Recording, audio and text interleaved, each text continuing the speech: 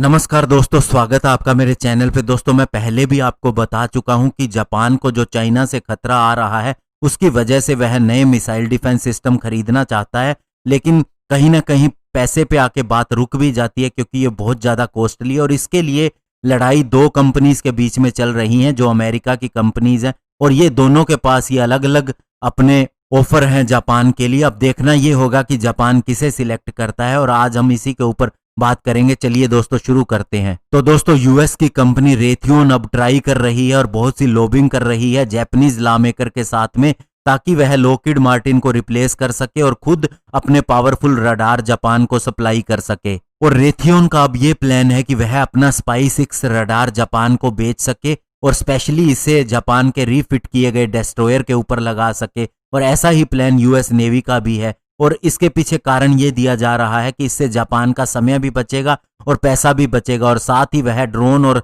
Stealth aircraft से अपनी सुरक्षा कर सकेगा। और दूसरी तरफ लॉकहीड मार्टिन का ऑलरेडी कॉन्ट्रैक्ट है जापानीज गवर्नमेंट के साथ $300 मिलियन के अंदर 2 SPY-7 रडार का, जिसे कि कैंसल्ड एजिस एश्योर साइट्स के ऊपर लगाया जाएगा। हालांकि उसका कहना है कि किसी अन्य साइट और शिप के ऊपर भी लगाना पॉसिबल है। लेकिन दोस्तों, जानकार ये कहते हैं कि जापान अगर शिप के ऊपर मिसाइल डिफेंस सिस्टम लगाएगा तो शिप्स की जो अदर ड्यूटीज होती हैं वो उन नहीं कर पाएगा और साथ ही ये बहुत ज्यादा कॉस्ट करेगा जापान को और इससे जापान को बहुत सी फाइनेंशियल पेनल्टी भी लग सकती है अगर यह कॉन्ट्रैक्ट कैंसिल होता है तो। और डिफेंस मिनिस्ट्री के स्पोक्सपर्सन ने कहा है कि हम इसके अलावा भी अदर ऑप्शन देख सकते हैं जो भी पॉसिबल हो। और अभी दोनों कंपनीज के लिए माना जाता है कि ये इन्होंने फॉर्मर डिफेंस मिनिस्टर और डेप्यूटी मिनिस्टर के साथ में चर्चा की है और वे अगले महीने जापान के प्राइम मिनिस्टर शिंजो एबे से बात करेंगे। और अभी जो ग्रुप इस खरीद के ऊपर काम कर रहा है इसके अंदर फॉर्मर डिफेंस मिनिस्टर भी हैं और इसे तब बनाया गया था जब करंट डिफेंस मिनिस्टर ने एजिस एश्योर प्लान को कैंसिल कर दिया था।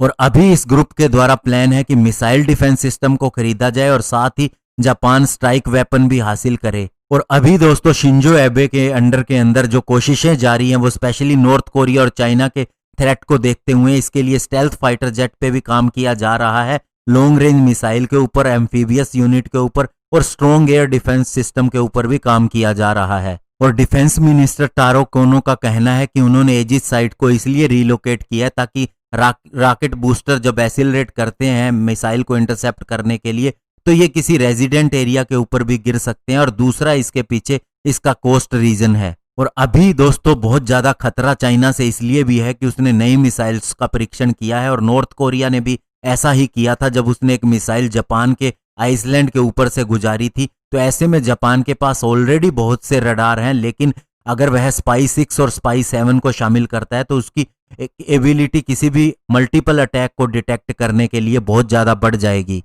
और जापान को किसी तरह की प्रॉब्लम ना आए कॉन्ट्रैक्ट के अंदर तो उसके पास एक ऑप्शन है, वह दोनों रडार को खरीद ले, SPY-6 को एजिस शिप के ऊपर लगा दे और लॉकहीड के SPY-7 को अर्ली वार्निंग रडार के रूप में इस्तेमाल करे। और पूर्व डिफेंस मिनिस्टर ओनोडेरा इस प्लान को इसलिए भी कैंसिल करना चाहते हैं क्योंकि जब 2 साल पहले ये डील हुई थी तो उस समय उन्हें पता नहीं था कि यूएस के हवाई के अंदर जब इन मिसाइल का परीक्षण किया जाएगा तो $500 मिलियन का एडिशनल खर्च आएगा इसके टोटल $4 बिलियन बजट के अंदर।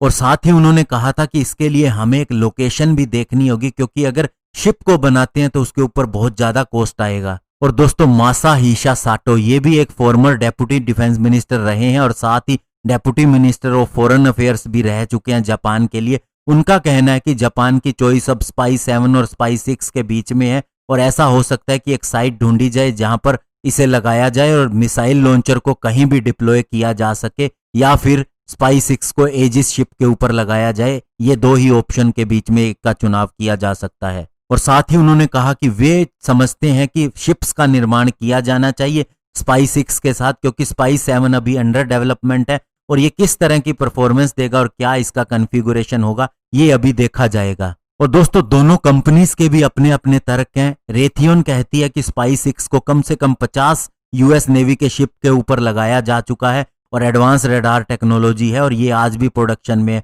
वहीं लॉकहीड मार्टिन कहती है कि SPY-7 रडार सबसे ज्यादा एडवांस रडार है पूरी दुनिया के अंदर और सबसे बड़ा सोल्यूशन है जापानीज डिफेंस फोर्सेस के लिए। तो ऐसे में दोस्तों यही होता है जब दो कंपनीज के बीच में आप फंस जाएं और ये एक ही देश की कंपनी है, तभी दोस्तों कहा जाता है कि अगर लोकली आप कोई चीज डेवलप करते हैं तो अपनी इच्छा के मुताबिक कर सकते हैं, क्योंकि दूसरे देश की कंपनी आपसे से ज्यादा पैसा ही लेने की कोशिश करेगी। और ऐसा ही इंडिया अभी कोशिश कर रहा है लोकल डेवलपमेंट के लिए। और जापान बहुत से वर्षों तक यूएस पर ही आधारित रहा है अपनी सुरक्षा जरूरतों के लिए, लेकिन अभी जापान को भी समझ आ गया है और धीरे धीरे बहुत सी चीजों में वह आगे बढ़ता जा रहा है। और इसीलिए दोस्तों वह अपना स्टेल्थ फाइटर जेट भी बनाने जा रहा है। और अभी इसके अंदर दोस्तों क्या सिलेक्ट होता है, ये जैसे ही इसके ऊपर अपडेट आएगी मैं आपको जरूर बताऊंगा। धन्यवाद, जय हिंद।